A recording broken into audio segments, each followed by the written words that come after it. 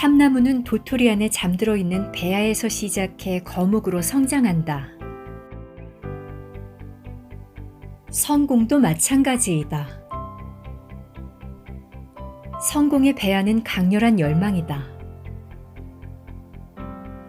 강렬한 열망을 품으면 원대한 목표에 도달하기까지 강력한 추진력이 발생한다.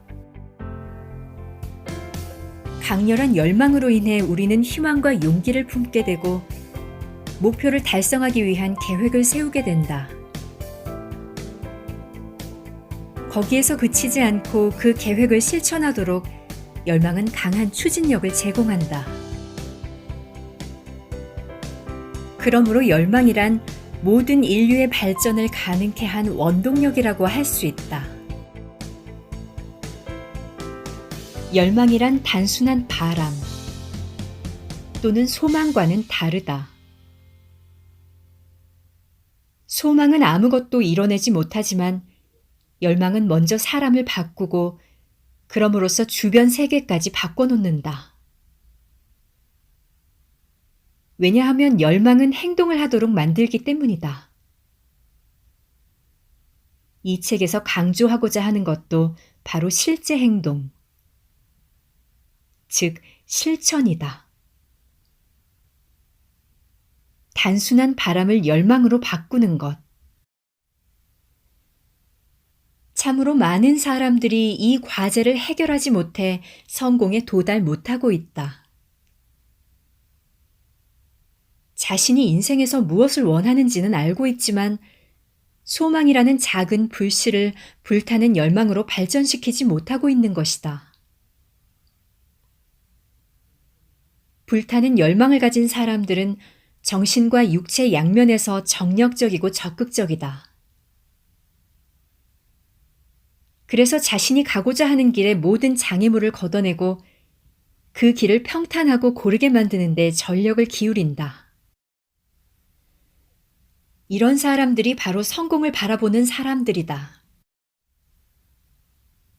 나폴레온 힐의 명언인 마음속에 품고 믿는 것은 무엇이든지 이룰 수 있다는 말을 그대로 증명하는 사람들이다. 당신 안에는 불타는 무엇인가가 있는가?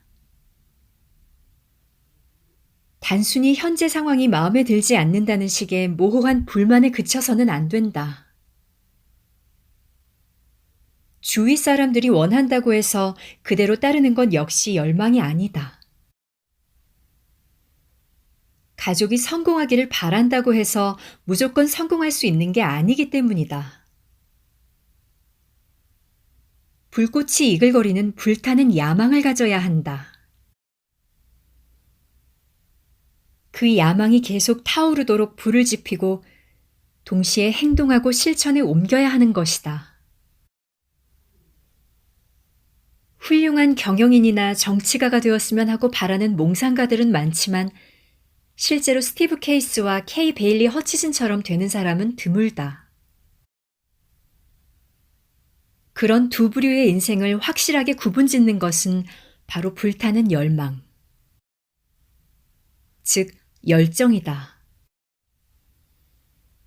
그 열정 때문에 스티븐 스필버그는 세계 최고의 영화 제작자가 되었고 미아 햄은 미국 여자 축구계의 스타가 될 수 있었다. 그들은 자기 인생에서 무엇이 중요한가를 잘 알고 있었다. 성공적인 정책을 입안하고 관객이 좋아하는 영화를 만들고 상대팀을 향해 골을 넣는 것이 자신에게 가장 절실한 당면 과제임을 그들은 너무도 잘 알고 있었다. 당신이 모든 열정을 바치고 싶은 대상은 무엇인가? 앞서 말한 사람들이 가지고 있는 것을 당신도 가지고 있는가? 그들이 단순한 바람을 열망으로 바꾸게 된 그 동기는 과연 무엇이었을까?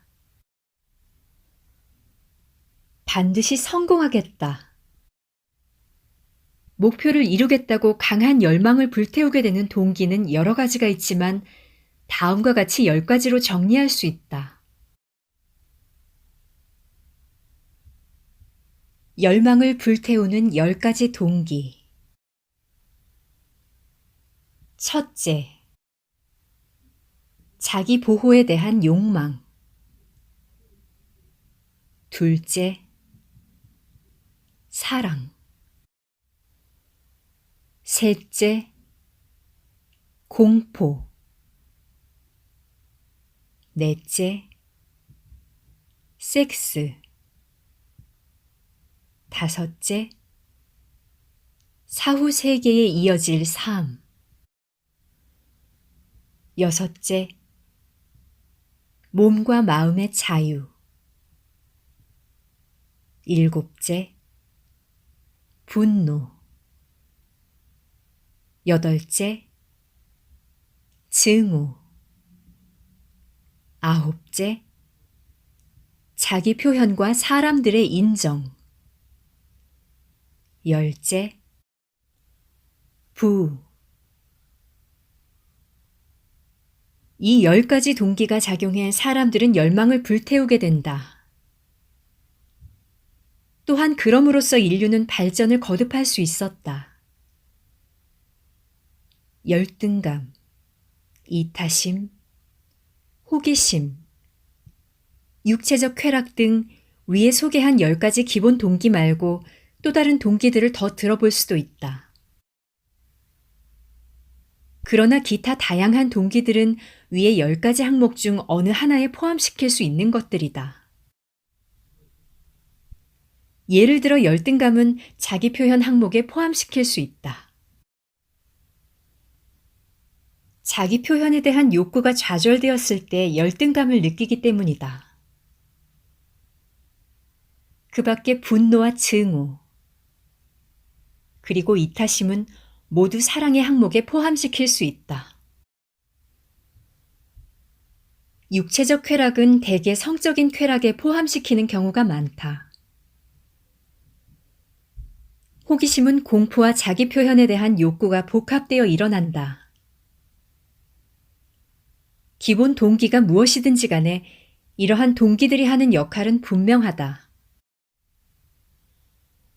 우리는 위의 10가지 기본 동기 중에 하나, 또는 그 이상에 의해 자극을 받으며 그럴 때에만 놀라운 능력을 발휘하는 것이다.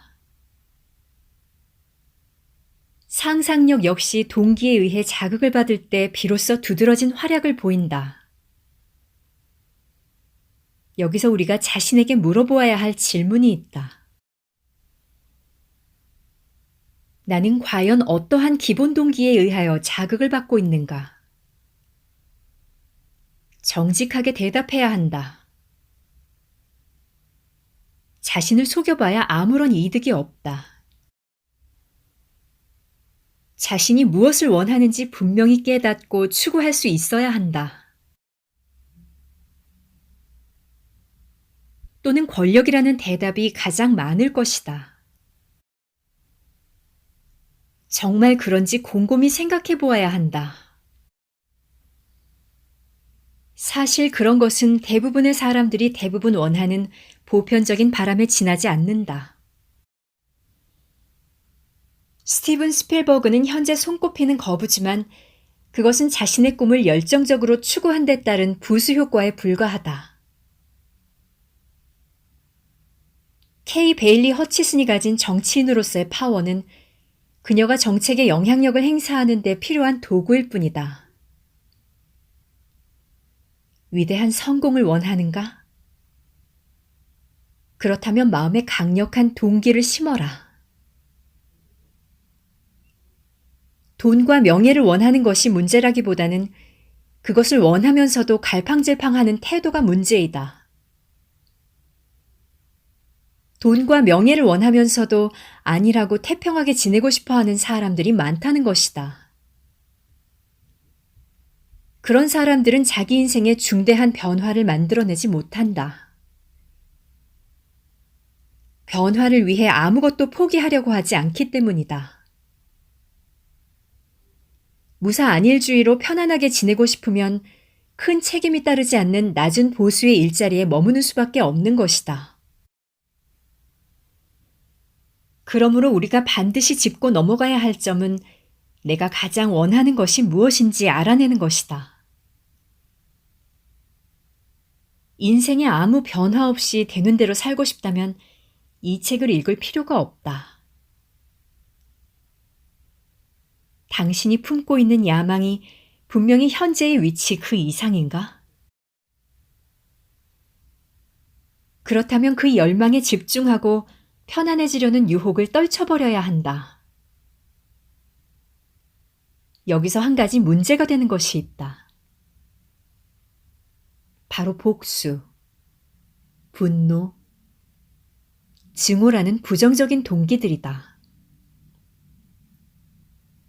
이 동기들 중 하나의 자극을 받아 성공의 열망을 불태우고 있다면 과연 다른 긍정적인 동기를 가지고 노력하는 사람들과 똑같은 번영을 누릴 것인가?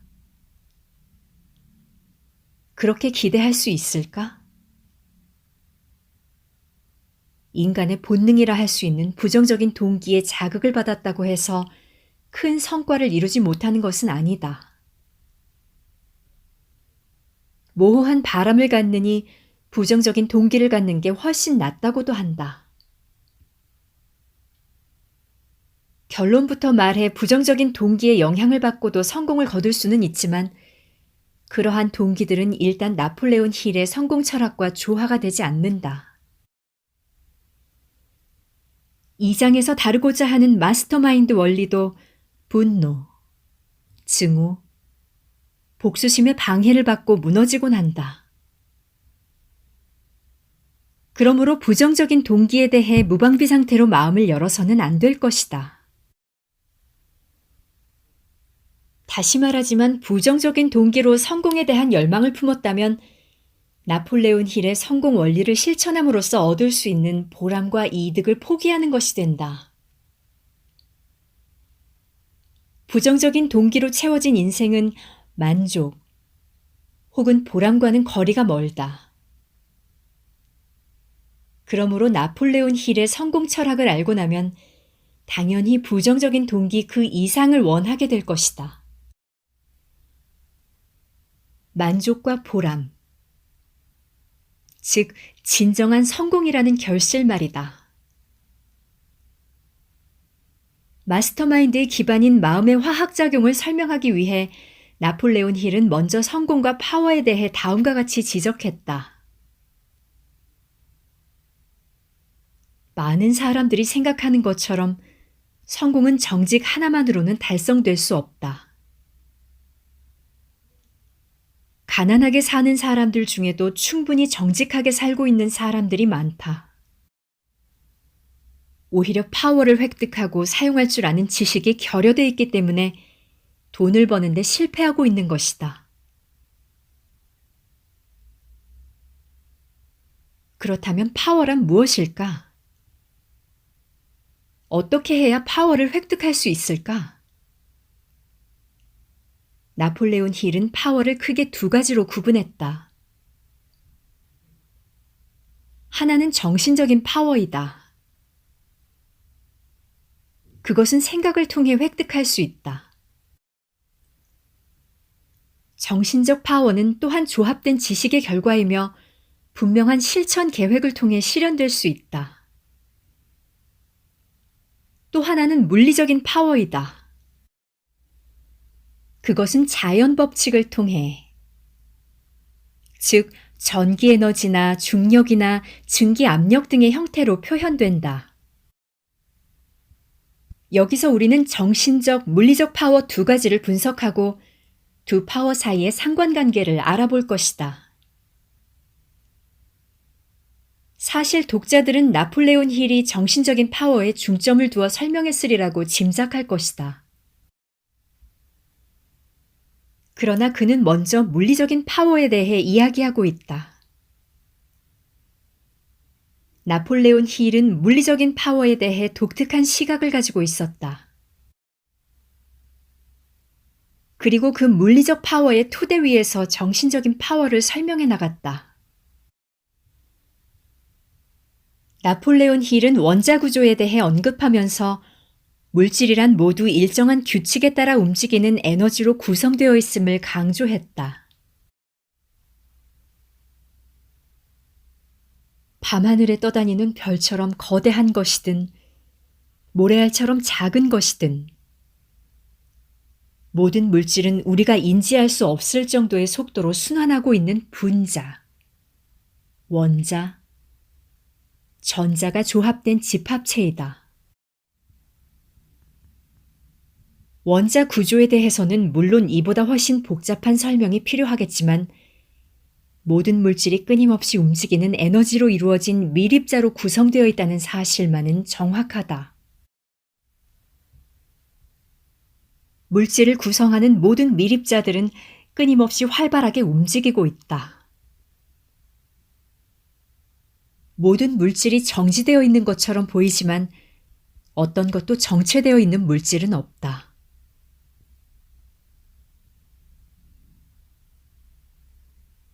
우리는 모든 물질의 활발하고 끊임없는 움직임을 거의 인지하지 못한다. 그러나 그 움직임은 모든 화학작용, 그리고 대부분의 물리작용의 기초에 해당하는 사실이다. 원자와 분자의 에너지들은 서로 끌어들이고 밀어내 새로운 물질을 형성하거나 연소와 같은 반응을 일으키는 것이다. 에너지가 움직임으로써 생기는 또 하나의 결과는 진동이다. 나폴레온 힐은 사람이 5가지 감각기관을 통해 갖가지 종류의 진동을 감지해낸다고 지적했다. 우리는 감각기관을 통해 소리, 열, 밝기 등의 진동을 감지해내는 것이다. 그렇다면 사람들 사이의 생각은 어떻게 감지, 즉 전달될 수 있을까? 과학계에서는 이미 오래전에 뇌파가 빛과 같은 에너지의 한 형태라고 정의해 놓았다. 알파파는 마음이 안정된 상태에서 발생하며 8에서 13Hz의 진동 크기를 갖고 있다. 베타파는 마음이 예민해져 있는 동안 발생되며 13에서 30Hz 사이이다. 우리의 뇌 역시 에너지의 조합으로서 활동할 때마다 진동을 발생시키는 것이다. 나폴레온 힐은 뇌의 활동과 관련해 당시의 획기적인 발명에 주목했다. 알렉산더 그레이엄 벨이 발명한 전화는 음파의 진동을 전류로 전환시켜 소리를 전달하고 상대방은 수신한 전류를 다시 소리로 전환함으로써 상호간 통신이 가능한 기계였다. 그것은 곧 에너지가 본래의 특성을 그대로 유지한 채 한 장소에서 다른 장소로 전달될 수 있다는 이론이 현실화된 발명이었다. 그 이론이 더욱 발전되어 라디오와 텔레비전 등 무선 전파 수신 기계가 완성된 것이다. 그러니 벨이 오늘날 인터넷과 휴대폰의 발전상을 본다면 얼마나 놀라겠는가. 나폴레온 힐은 사람들 사이에 오가는 생각의 교류에 대해 다음과 같이 설명하고 있다. 생각의 파장은 무선 송수신 장치와 같다. 생각의 파장은 두뇌에서 발생해 온 세상과 우주로 퍼져나간다. 피부와 두개골 등 아무리 단단한 것이라도 생각의 파장이 뚫고 지나가는 데는 아무런 지장을 주지 못한다. 그렇다면 다른 사람의 생각이 우리의 두뇌를 통과해 들어와서 우리 자신의 생각과 맞닥뜨려 방해와 갈등을 일으키는 것도 가능하다는 말이 된다. 말이나 행동을 하지 않아도 마음과 마음이 직접 커뮤니케이션을 할 수 있다는 것이다. 다른 사람의 생각으로 인해 나의 생각이 방해를 받는 경험을 나는 평생 동안 여러 번 겪을 수 있었다. 예를 들어 청중 앞에서 연설할 때 그들이 말 한마디 던지지 않고 표정 하나 바꾸지 않아도 나는 실망감을 맛보기도 하고 환희를 느낄 때도 있었다. 이런 경험은 마음과 마음이 직접 커뮤니케이션을 할 수 있음을 보여주는 증거라고 생각된다.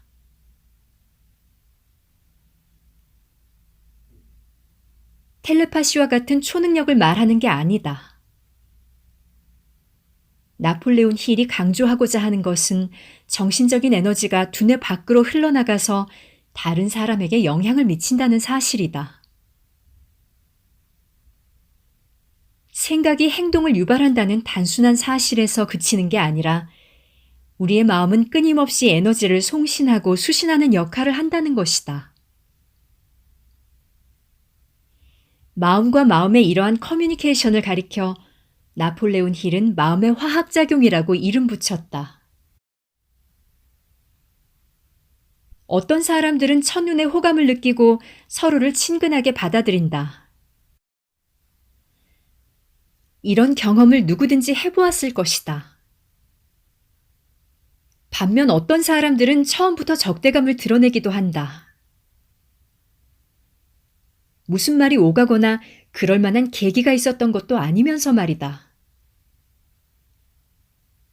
모든 결과에는 반드시 원인이 있다. 막 대면한 사람 사이의 호감과 반감. 그 이유는 각 사람의 마음이 새로운 접촉에 적응하는 과정에서 충돌을 일으키기 때문이다.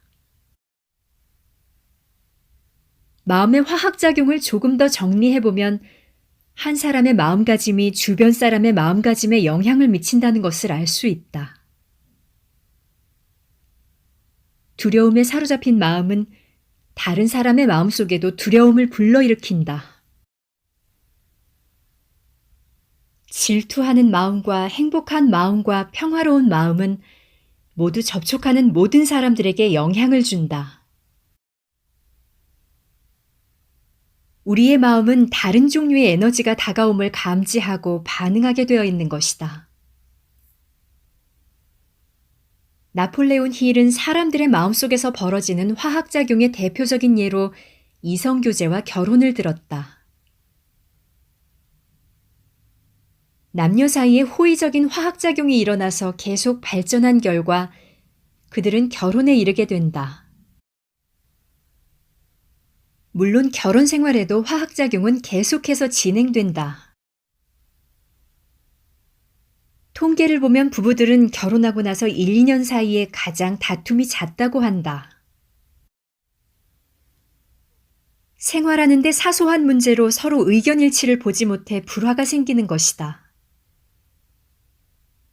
그래서 이 기간을 가리켜 적응 기간이라고 부른다. 이 적응 기간을 달리 표현하자면 마음의 화학작용이 조화를 이루는 시기라고 할 수 있을 것이다.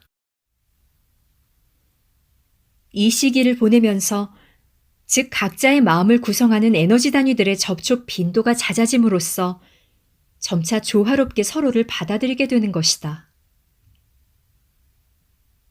물론 두 사람 사이의 화학작용이 적대감으로 굳어져 돌이킬 수 없는 결과를 낳기도 한다. 마음의 화학작용의 결과는 매우 뚜렷하다. 그래서 노련한 연설가일수록 청중의 반응을 재빨리 간파해낸다. 1000명 중 한 사람이라도 연설 내용이나 연사에 대해 반감을 갖고 있을 경우 연사는 그러한 반응을 느끼게 된다.